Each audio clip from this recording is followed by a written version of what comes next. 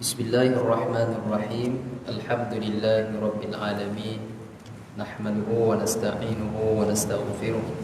Wa na'udzu bika min shururi anfusina wa min sayyiati a'malina. May yahdihillahu fala mudilla lahu wa may yudlilhu fala hadiya lahu. Ashhadu an la ilaha illallah wa ashhadu anna sayyidana Muhammadan abduhu wa rasuluh. Allahumma salli wa sallim wa barik ala sayyidina Muhammad wa ala alihi wa sahbihi ajma'in. Subhanaka la ilma lana illa ma 'allamtana innaka antal alimul hakim. Qala rabbi shrah li sadri wa yassir li amri wahlul 'uqdatam min lisani yafqahu qawli. Amin. Amma ba'd. Alhamdulillah, pertama sekali kita memanjatkan kesyukuran kepada Allah Subhanahu wa taala. Pada malam ni sekali lagi diberi kesempatan dan keizinan oleh Allah Subhanahu wa taala untuk sama-sama kita berada dalam majlis ilmu, untuk sama-sama kita berada dalam rumah Allah Subhanahu wa taala, dan masih lagi diberi nikmat kesihatan yang baik kepada kita. Alhamdulillah. Masih lagi kita boleh berjalan lagi, masih lagi kita boleh melihat lagi. Alhamdulillah. Masih lagi kita boleh membaca lagi, masih lagi kita boleh berfikir lagi, masih lagi diberi makan dan minum oleh Allah Subhanahu wa taala.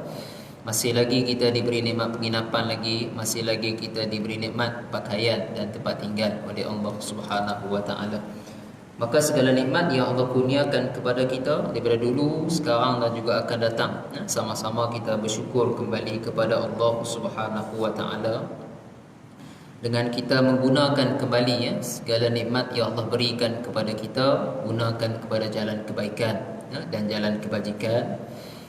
Termasuk pada malam ni secara tidak langsung kita telah menunjukkan kita bersyukur kepada Allah Subhanahu wa taala. Pada malam ni kita gunakan nikmat kesihatan yang baik yang Allah berikan kepada kita untuk datang ke masjid, untuk kita sama-sama solat berjamaah, untuk sama-sama kita berada dalam majlis ilmu. Maka kita menggunakan nikmat yang Allah berikan kepada kita ini pada malam ni adalah salah satu daripada tanda kita bersyukur kepada Allah Subhanahu wa taala, dan kita doakan moga-moga Allah Subhanahu wa taala meletakkan kita dalam kalangan orang-orang yang ikhlas serta istiqamah dalam kita menuntut ilmu, insya-Allah.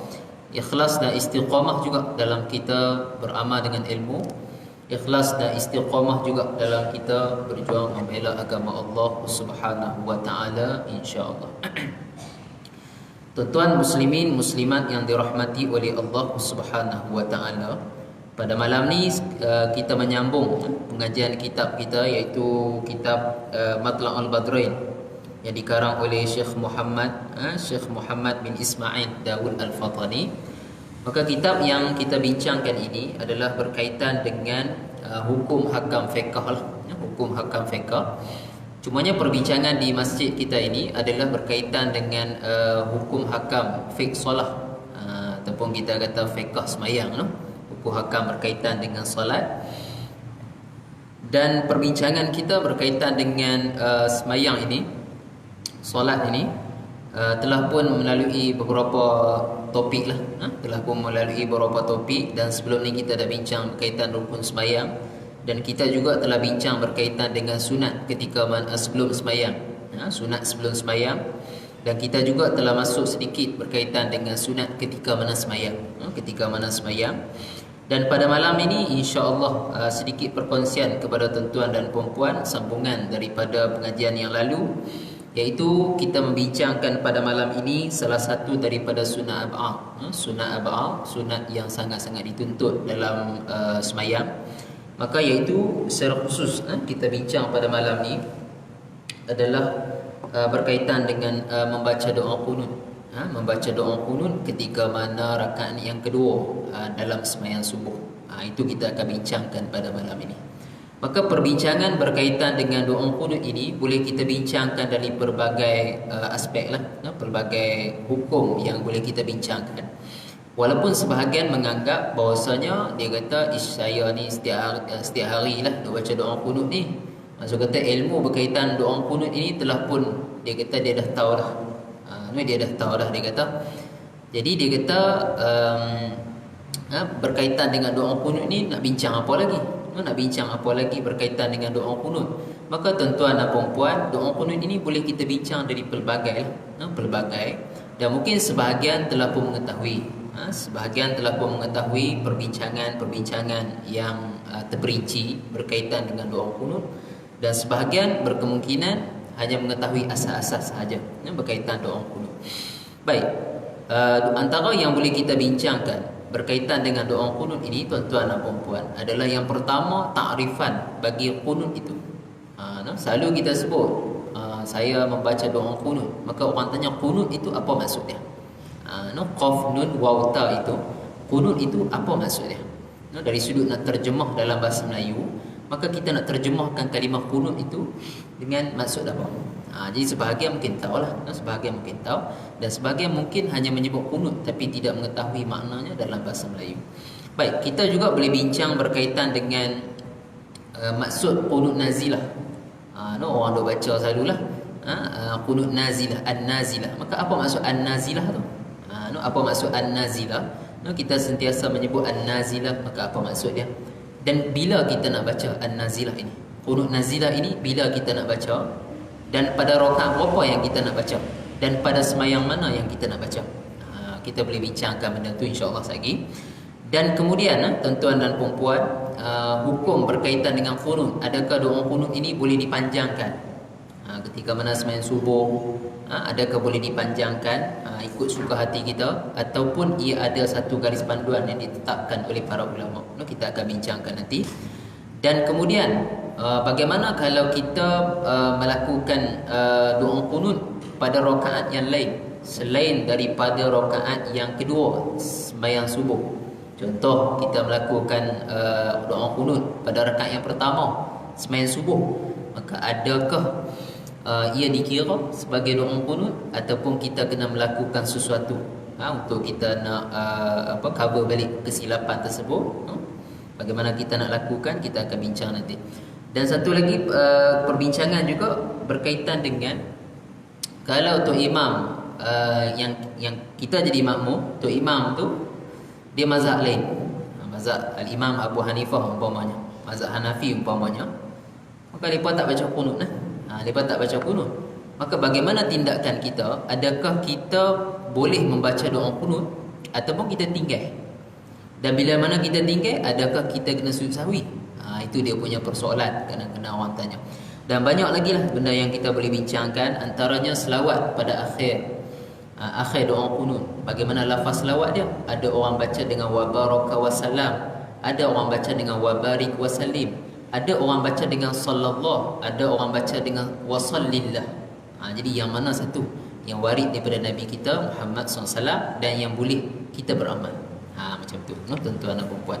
Dan banyak lagi lah perbincangan yang boleh kita bincangkan, dan mungkin malam ini tidak sempatlah untuk kita habiskan semua perbincangan berkaitan doa kunut. Mungkin kita kena kuliah satu lagi untuk kita habiskan. Jadi malam ni kita bincang separuh, insya-Allah.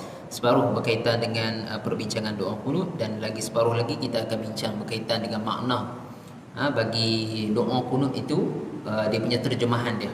Terjemahan dalam bahasa Melayu dari sudut yang tersurat dan juga yang tersirat.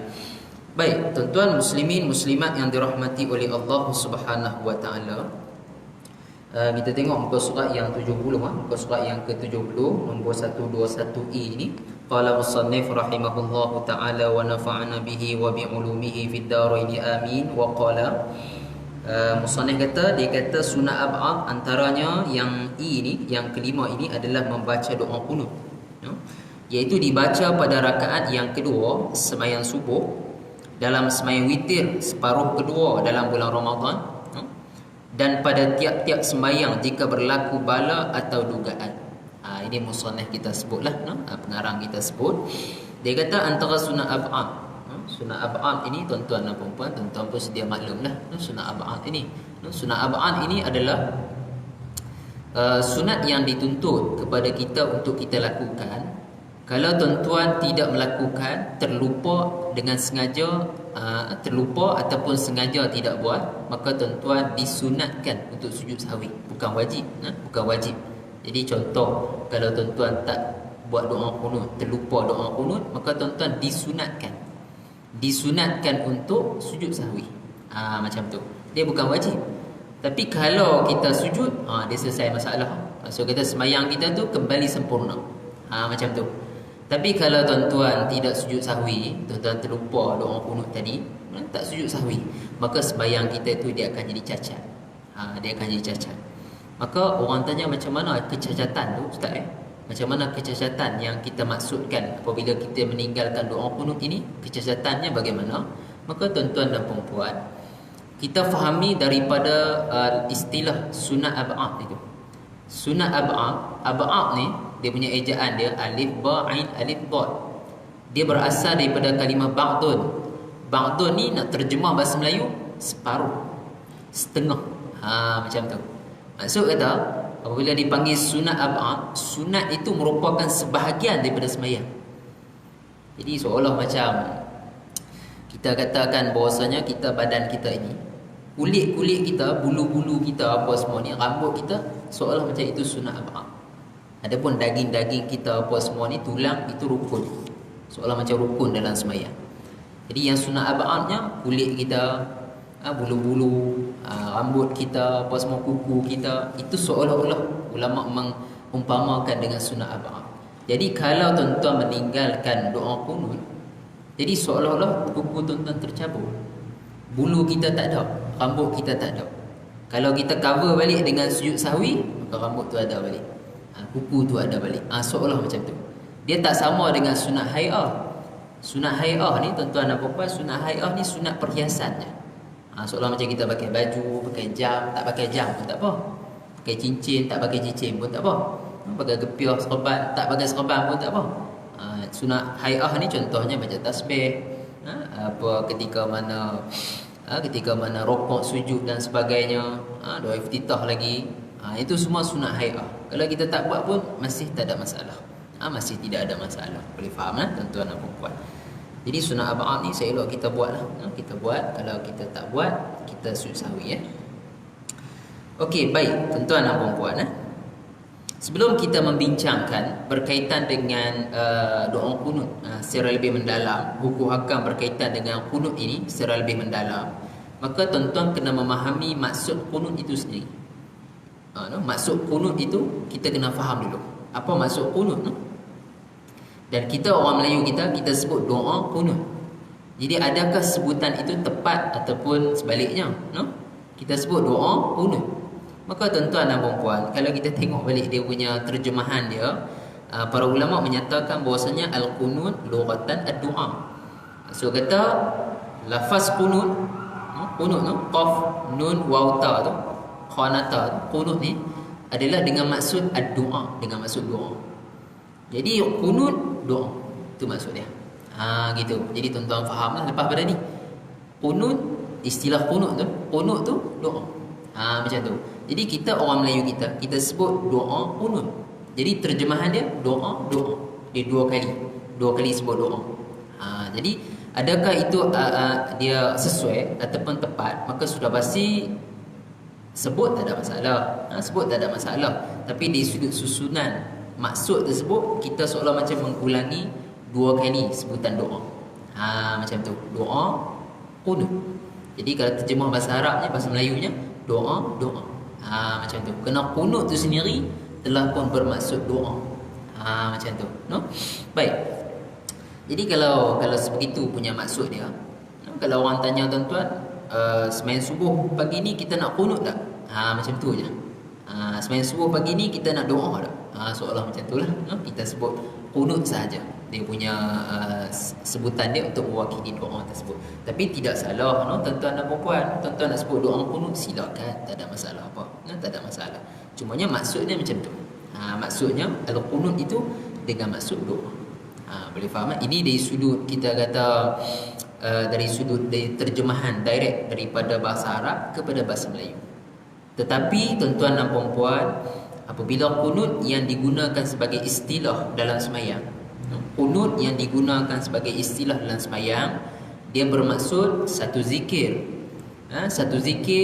satu ayat dalam bahasa Arab yang mengandungi doa dan pujian kepada Allah. Dia ada dua benda tu. Macam tu. Jadi istilah kunut yang diistilahkan dalam sembahyang adalah satu zikir yang ada doa dalam tu dan ada puji dalam tu. Kalau tuan-tuan perasan, doa kunut ni memang ada doa dan ada puji. Fa innaka taqdi tu dah mula puji. Sebelum tu Allahumma hdina itu semuanya adalah doa. Macam tu, boleh faham Jadi dia perlu ada dua item tu lah, dua aspek tu dalam doa kunut ini. Dia perlu ada doa dan juga ada puji. Boleh faham Okey, baik. Jadi tuan-tuan dah faham lah dia punya maksud bagi kunut tersebut lah, bagi kunut itu. Baik, kemudian orang tanya lah, dia kata, Ustaz, doa kunut ini adakah boleh kita memanjangkan? Adakah boleh kita memanjangkan? Dia kata, saya duk tengok, dia kata di Mekah umpamanya imam-imam Masjidil Haram, biasanya kalau sembahyang tarawih, tuan-tuan dan perempuan, doa kunut mereka memang panjang. Memang panjang. Dan sebagai imam lah. Dan kalau kata di Mesir ni, Syekh Jibril umpamanya, kalau dia pergi Mesir ataupun di tempat-tempat lain pun saya rasa memang panjang. Sangat-sangat panjang dia punya doa kunut dia, sehingga kadang-kadang sampai 35 minit, 45 minit. Dia punya panjang dia, dan mungkin lebih. Mungkin lebih. Jadi orang bertanya lah, dia kata adakah ada satu keharusan untuk tuan-tuan memanjangkan doa kunut melebihi daripada yang warid yang telah kita dah beramal lah. Maka adakah dibolehkan untuk kita menambah doa-doa yang lain? Maka tuan-tuan dan perempuan, hukum asasnya adalah para ulama mazhab al-Imam Syafi'i menghukumkan makruh kalau kita memanjangkan doa kunut. Itu asas dia lah, asas dia. Tetapi para ulama mengkhususkan lagi hukum ini, di mana para ulama menyatakan bahawasanya kalau kata tempat tu dia punya makmum memang redha untuk imam dia baca panjang doa kunut, maka silakan, tak ada masalah, tidak ada makruh lagi. Dan kalau kata masjid tu memang dikenali dengan baca panjang, contoh macam Masjid Haram, memang orang tahu dah doa kunut dia memang panjang, dan makmum semua pakai redha, makmum semua okey dan memang sedia maklum, maka boleh kita panjang, tidak ada masalah. Tapi kalau kata di tempat-tempat lain yang bukan sedia maklum panjangnya, maka tu imam dia perlu jagalah benda ni, di mana kita baca yang biasa kita baca. Yang biasa kita baca, nak tambah sikit-sikit lebih kurang seminit dua, tidak ada masalah, tidak ada masalah. Nak tambah doa apa-apa sikit di bahagian belakang tu boleh. Allahumma ansuril Islam wal muslimin dan sebagainya, itu boleh, tak ada masalah. Sebab itu tambahan tu lebih kurang seminit dua. Yang kita masukkan ni lebih kurang 20 minit, 30 minit dia pergi tambah. Itu kita perlu perhatilah benda tu. Tapi di Malaysia kita memang tak berlaku, jarang berlaku benda ni, kecuali masjid-masjid yang besar. Masjid-masjid yang besar yang memang tu imam dia orang kenali dah, bahawa tu imam tu memang baca panjang. Jadi siapa-siapa makmum yang memang sesuai dengan dia, silakan pergi, tak ada masalah. Kalau tak sesuai, pergi masjid lain. Macam tu, boleh faham Okey, baik tuan-tuan dan puan-puan. Okey, kemudian musannif kita sebut di sini, dia kata doa kunut ini, tuan-tuan dan puan-puan, iaitu dibaca pada rakaat yang kedua sembahyang subuh. Dibaca pada rakaat yang kedua sembahyang subuh. Jadi bahasa mudahnya, sebagaimana yang kita beramal tuan-tuan dan puan-puan, ketika mana rakaat yang kedua lepas pada rukuk i'tidal, tuan-tuan pun baca doa kunut. Baik, itu yang tempat yang disunatkan dalam mazhab kita al-Imam Syafi'i lah. Baik, bagaimana pula tuan-tuan dan puan-puan kalau ia terbaca pada rakaat yang pertama, maka adakah ia perlu ulang pada rakaat yang kedua? Itu persoalan dia. Dia terbaca, tersilap, lupa umpamanya, dia baca rakaat yang pertama, maka adakah rakaat yang kedua dia perlu ulang balik? Maka tuan-tuan dan puan-puan, kalau tuan-tuan tersilap baca pada rakaat yang pertama, maka rakaat yang kedua tuan-tuan ulang balik. Macam tu. Kerana tempat doa kunut dalam mazhab kita al-Imam Syafi'i adalah rakaat yang kedua. Macam tu. Itu tempat dia, orang bagi. Jadi kalau tuan-tuan tak buat tempat dia, tuan-tuan pergi buat tempat lain, ulang balik buat tempat dia. Macam tu, boleh faham Baik. Satu lagi, dia kata, saya ni saya terbuat, dia kata rakaat yang pertama, kemudian rakaat kedua saya tak buat dah. Saya tak buat dah. Jadi orang jenis macam ni, bagaimana? Adakah dia perlu sujud sahwi ataupun tidak? Kerana dia buat rakaat pertama, sama ada buat secara sengaja ataupun terlupa. Kemudian rakaat kedua dia tidak buat doa kunut, maka adakah dia perlu sujud sahwi ataupun tidak? Maka tuan-tuan dan puan-puan, kalau tuan-tuan tidak melakukan pada tempat dia, tuan-tuan disunatkan untuk sujud sahwi. Macam tu. Tuan-tuan disunatkan untuk sujud sahwi sebelum daripada tuan-tuan bagi salam. Lepas daripada kita baca tahiyat apa semua, lepas baca tahiyat, maka kita sebelum bagi salam tu kita niat kita nak sujud sahwi. Sujud 2 kali. Sujud 2 kali, kemudian bagi salam. Macam tu. Jangan tuan-tuan sujud saja, no? Setengah orang dia sujud saja tapi tak niat apa-apa. Itu tak boleh. Kita nak sujud sahwi ni tapi tak ada niat apa dalam diri kita ni. Aku saja sujud ni. Maka tuan-tuan sujud tu seolah-olah macam tambah rukun. Bila tambah rukun dalam sembahyang, batal sembahyang tuan-tuan apa buat. Sembahyang tu tidak dikira. Kalau tuan-tuan tak buat lagi tak apalah, no? Jadi sujud sahwi ni dia memang kena, kita kata dia kena niat dalam hati. Kata aku nak sujud sahwi ni. Macam tu, terlintas cukup lah. Terlintas dalam diri kita, kata aku nak sujud sahwi, maka kita sujud. Macam tu, boleh faham tuan-tuan dan perempuan. Baik tuan-tuan dan perempuan, maka bagaimana pula tuan-tuan dan perempuan kalau kata pada rakaat yang kedua? Pada rakaat yang kedua juga sembahyang subuh, tapi dia membawa doa qunut, dia membaca doa qunut ini selain daripada tempat yang tidak. Gitu. No? Biasa kita tempat yang tidak, rokok, bangun daripada rokok, maka kita akan doa qunut. Tapi seseorang ini dia membaca doa qunut selain daripada tempat yang tidak. Maka adakah dia perlu sujud sahwi ataupun tidak? Contoh macam dia terlupa lah, sebelum dia rokok dia doa qunut dulu. Makmum pun tak pasal. Contohlah kita kata, no? Sebelum dia rokok dia doa qunut dulu. Maka lepas tu boleh teringat. Sampai pada sujud apa semua boleh teringat. Maka pun tanya-tanyalah dalam diri dia, adakah dia perlu sujud sahwi ataupun tidak? Dia memang dah buat doa qunut tapi silap tempat, tuan-tuan dan perempuan. Maka dalam ni Al-Imam Ibrahim Al-Bajuri menyatakan bahawasanya tuan-tuan disunatkan sujud sahwi juga. Kena tuan-tuan tak buat tempat dia. Dia bahasa mudahnya kena buat tempat dia. Tempat yang tidak itu tuan-tuan perlu lakukan. Macam tu. Boleh faham tuan-tuan dan perempuan? Kemudian tuan-tuan dan perempuan, kemudian musannif ini meneruskan lagi pernyataan dia. Dia kata selain daripada sembahyang subuh, tuan-tuan dan perempuan, kita juga disunatkan untuk membaca doa qunut dalam sembahyang witir separuh yang kedua dalam bulan Ramadan. Itu malam ke-15 Ramadan ke atas. Malam 16 lah. Malam 16 15 Ramadan ke atas. Macam tu. Dia 15 separuh yang akhir. Sembahyang witir kita disunatkan untuk baca doa qunut. Kemudian orang tanya, dia kata, ustaz kalau saya terlupa, dia kata witir tu sunat saja, dia kata. Lepas tu doa qunut dalam tu pun saya terlupa, dia kata. Sembahyang subuh ni fardu. Doa qunut dan sembahyang subuh kalau kita tinggal sujud sahwi. Tapi dia kata sembahyang witir ni sunat, dia kata. Lepas tu saya pula terlupa, dia kata sembahyang witir, doa qunut dalam witir dalam bulan Ramadan 15 malam yang terakhir.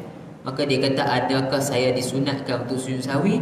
Maka tuan-tuan dan perempuan, para ulama mazhab kita Imam Syafi'i jelas menyatakan bahawasanya tuan-tuan tetap disunatkan sujud sahwi. Macam tu. No? Benda ni mungkin berlaku lah. Benda ni biasa. Terlupa-terlupa ni biasa. Kalau kita lupa baca witir, baca doa qunut, sujud sahwi sebelum daripada akhir rakaat yang terakhir tu. Macam tu. Boleh faham tuan-tuan dan perempuan? Baik. Kemudian tuan-tuan dan perempuan, dia kata, ustaz saya ni terbaca doa qunut pada malam yang ketiga Ramadan. Sepatutnya tak perlu lagi doa qunut. Doa qunut ni separuh bulan yang terakhir.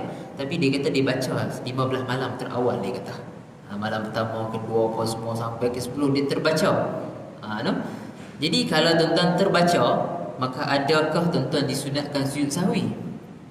Terbaca bukan pada tempat dia, maka Al-Imam Ibrahim Al-Bajuri juga menyatakan bahawasanya disunatkan kepada tuan-tuan untuk sujud sahwi juga. Dalam sembahyang yang sama tu lah. Kalau tuan-tuan teringat duduk tengah baca doa qunut tu, habis baca apa semua, teringat kita, ni baru malam yang ketiga. Tapi tuan-tuan dah baca doa qunut, maka sebelum bagi salam sunat kita sujud sahwi. Macam tu tuan-tuan dan perempuan. Baik. Kalau tuan-tuan terqunut pada sembahyang yang lain selain daripada sembahyang subuh, sembahyang isyak terqunut, sembahyang zuhur terqunut, maka adakah tuan-tuan disunatkan untuk sujud sahwi? Sunat sujud sahwi. Macam tu. Kena tuan-tuan tak meletakkan pada tempat dia. Tapi kalau qunut nazilah tak ada masalah. Tuan-tuan niat nak baca qunut nazilah, silakan, tak ada masalah. Ni tak ada niat apa ni? Tak ada niat apa? Jenis nak baca doa qunut macam sembahyang subuh tu, pergi baca kat sembahyang isyak. Bukan niat nazilah apa dah. Yang ni tuan-tuan kena sujud sahwi lah. Kena sujud sahwi. Macam tu. Boleh faham tuan-tuan dan puan-puan. Baik, kemudian musannif kita menyatakan bahasanya dan dia kata tiap-tiap sembahyang jika berlaku bala atau dugaan. Tuan-tuan juga disunatkan untuk membaca doa qunut ketika dalam mana-mana sembahyang. Mana-mana sembahyang. Maksud kita sembahyang sunat boleh, sembahyang fardu boleh, sembahyang apa pun boleh, sembahyang isyak ke, sembahyang subuh ke, mana-mana sembahyang, tuan-tuan boleh baca doa qunut. Kalau kata jika berlaku bala atau dugaan, tuan-tuan dan puan-puan. Ini qunut apa? Ini qunut nazilah. Ini al-qunut an-nazilah, qunutun nazilah. Macam tu. Boleh faham tuan-tuan dan puan-puan. Baik, kemudian orang tanya, dia kata, ustaz, qunut nazilah ini, dia kata maksud nazilah itu, maksud nazilah, orang duk sebut qunut nazilah, qunut nazilah. Saya faham lah, dia kata ketika mana ada bala turun apa semua di muka bumi kita ini, maka dia kata orang akan qunut nazilah. Tapi dia kata saya tak faham, dia kata apa maksud nazilah itu. Nazilah itu saya tak faham, dia kata apa berkaitan dengan ujian dan bala yang Allah turunkan kepada kita. Maka tuan-tuan dan puan-puan, an-nazilah ini, an-nazilah dia berasal daripada kalimah nazala. An-nazilah ini bermaksud benda yang turun. Benda yang turun kepada kita. Maka orang tanyalah, benda yang turun tu apa dia? Maka ia dikaitkan bala dan ujian yang Allah turunkan kepada kita. Apabila kita sebut qunut nazilah, qunut yang berkait dengan nak menghindarkan diri kita daripada bala yang Allah turunkan kepada kita. Macam tu. Qunut yang dikaitkan dengan bala yang diturunkan kepada kita. Tu an-nazilah. Nazilah ni bala yang turun. Bahasa mudah yang macam tu.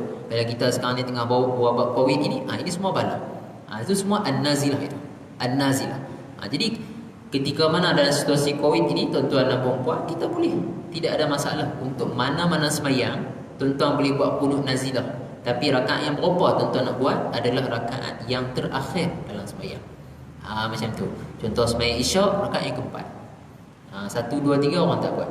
Orang tak buat. Rakaat yang terakhir. Sembahyang maghrib boleh, tak ada masalah apa. Terpulang. Benda ni bukan satu kewajipan. Tak buat secara berjemaah di masjid pun tak ada masalah. Mungkin kawan tu buat sendiri di rumah dia. Tak ada masalah. Kalau masjid nak buat mungkin seminggu sekali, boleh, tak ada masalah. 2 minggu sekali, sebulan sekali, terpulang.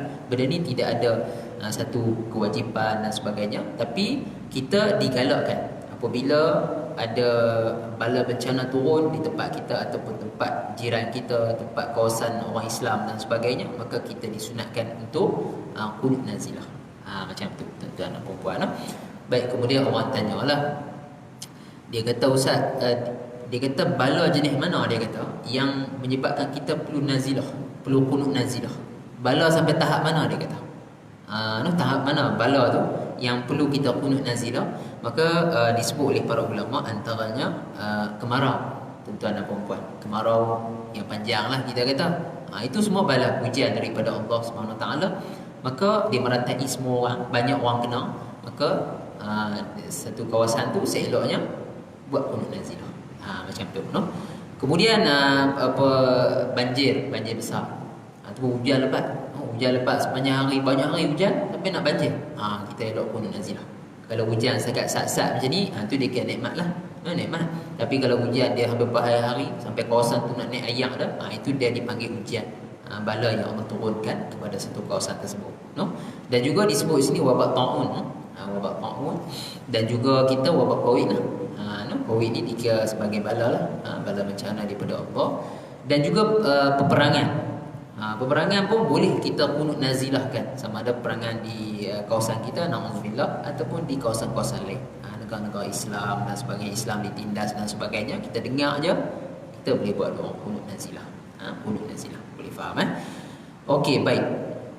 Kemudian tuan-tuan dan puan-puan, para ulama menyebut di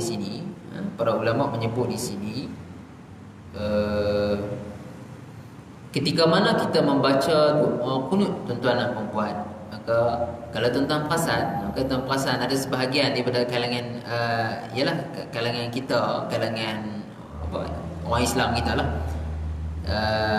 yang mana yang apabila sembahyang, kalau tuan perasan lah, dan mungkin tuan-tuan pun pernah buat benda macam tu. Apabila dia membaca doa, maka tangannya tu akan kadang-kadang tu duduk macam ni, menghadap, tapak tu menghadap diri dia. Lepas tu lama sikit kita nampak dia buat macam ni. Gitu tu. Lepas tu duduk lama duduk macam ni balik. Lepas lagi duduk macam ni balik. Macam tu. Jadi kerana sebahagian daripada kita timbul persoalan lah dalam kalangan kita, maka dia kata perbuatan ini adakah dalam mazhab kita Syafi'i ini memang satu macam ada suruhan ataupun ada keperluan ataupun ada dia punya galakan daripada para ulama, tuan-tuan dan puan-puan.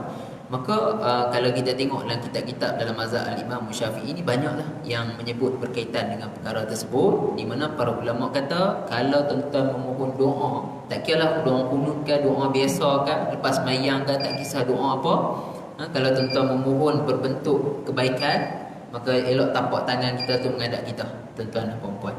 Bukanlah menghadap betul-betul, tapi dia ke arah atas sebenarnya. Dia ke arah atas, kerana kiblat bagi doa ini dia di langit. Kiblat sembahyang Kaabah. Jadi dia seolah macam tu.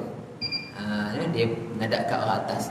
Tapi apabila tuan-tuan membaca doa yang berbentuk menghindarkan daripada bala, maka para ulama mazhab kita Syafi'i sunatkan tuan-tuan buat macam tu, seolah macam isyarat kepada nak tolak bala. Macam tu. Tapi jaranglah kita beramal macam tu pun. Kerana sebab kadang-kadang kita pun tak perasan makna dia tu. Makna doa tu rupanya tolak bala, tapi kita tak buat macam tu. Tak buat pun tak ada masalah apa. Tak ada masalah apa. Tapi kalau buat, isyarat tu digalakkan oleh para ulama dalam mazhab kita al-Imam Syafi'i. Okay, faham tuan-tuan dan puan-puan? Jadi kalau doa kunut nazilah apa semua tu, tengoklah makna dia. Kalau yang berbentuk nak hindarkan daripada bala, boleh buat macam tu. Yang kebaikan, buat macam ni. Boleh faham Baik, kemudian tuan-tuan dan perempuan, orang tanya, dia kata, Ustaz, saya ni tertanya-tanya daripada dulu lagi. Dia kata, kenapa apabila luar sembahyang, dia kata kita baca doa sapu muka habis pada sembahyang, tapi bila main doa kunut, dia kata bila main kunut sembahyang subuh, sembahyang witir dan sebagainya, maka dia kata kita tadah tangan apa semua, habis tu terus tak tangan tak bawah. Dia kata tak sapu muka, dia kata. Jadi timbul persoalan dalam kalangan kita lah. Mungkin ada yang persoalan macam tu. Maka dia kata macam mana ni, dia kata adakah tidak konsisten, tak ada, dia kata luar sembahyang macam lain, dalam sembahyang macam lain. Maka tuan-tuan dan perempuan, luar sembahyang kita disunatkan untuk sapu muka habis baca doa. Kerana apa tuan-tuan?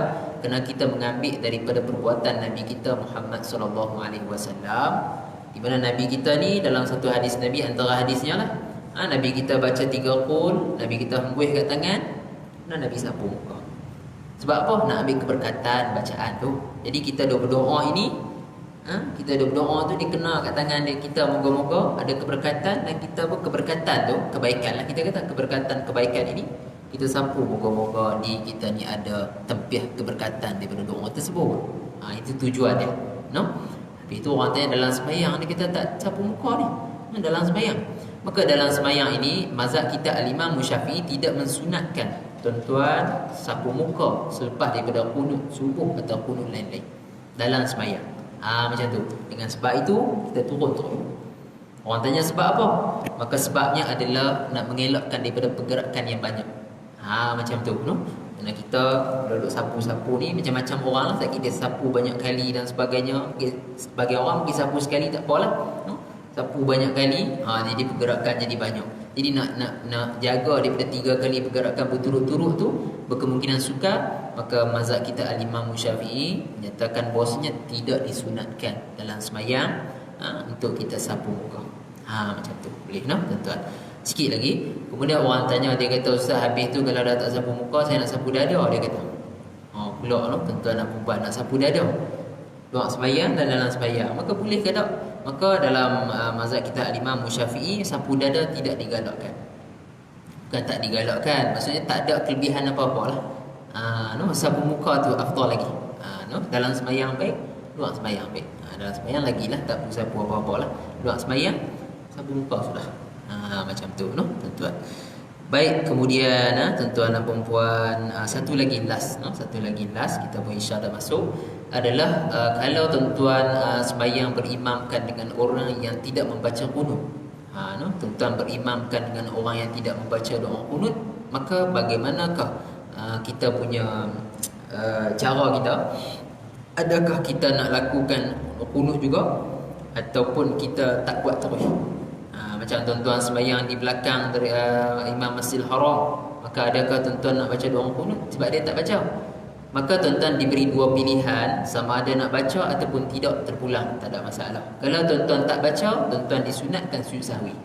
Macam tu. Tuan-tuan tak baca, tuan-tuan disunatkan sujud sahwi.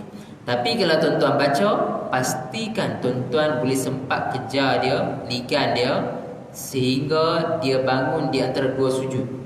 Macam tu, no? Kalau tuan-tuan kata saya ni kena baca doa qunut ni, saya sempat ligan dia tu imam sampai sujud pertama ataupun bangun di antara dua sujud, tuan-tuan boleh baca, tak ada masalah doa qunut, no? Kalau tuan-tuan kata kalau saya baca doa qunut ini, maka saya akan hanya sempat ligan dia pada sujud kedua, maka tuan-tuan tak boleh baca, jangan duk baca. Kerana apa? Tuan-tuan dah lewat dua rukun daripada tu imam, maka dia akan membawa kebatalnya sembahyang. Macam tu boleh, no? Jadi saya tak payah baca lah. Tapi dia ada cara lain, no? Cara lain itu baca qunut pendek. Qunut pendek nanti kita akan bincang pada kelas yang akan datang.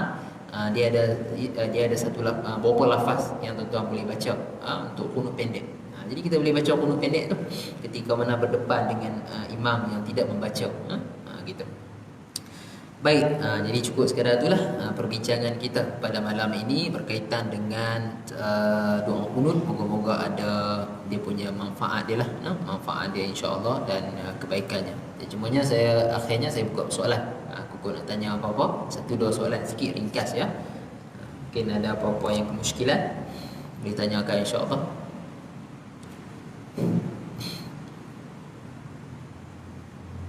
Tak ada, no? Okey, tak ada. Semua faham, alhamdulillah, no? Baik, insya-Allah kita jumpa lagi pada kelas yang akan datang. Kita bincang qunut separuh lagi dan kita akan terjemahkan qunut itu satu persatu insya-Allah nanti, no? Baik, selesailah pada malam ni. Moga ada kebaikan dan ada manfaatnya dan sama-sama dapat kita sebarkan kepada anak isteri kita dan juga kepada sahabat-sahabat jiran kita berkaitan dengan ilmu yang kita dapat pada malam ni insya-Allah. Aqulu qawli hadza wa astaghfirullahal azim li wa lakum. Wassalamualaikum warahmatullahi taala wabarakatuh. Bismillahirrahmanirrahim. Allahumma akhrijna min zulumatil wahmi wa akrimna bi nuril fahmi وافتح علينا بمعرفة العلم وسهل لنا أبواب فضلك برحمتك يا أرحم الراحمين. ربنا آتنا في الدنيا حسنة وفي الآخرة حسنة وقنا عذاب النار. وصلى الله على سيدنا محمد وعلى آله وصحبه وبارك وسلم. سبحان ربك رب العزة عما يصفون والسلام على المرسلين والحمد لله رب العالمين. تقبل الله منا.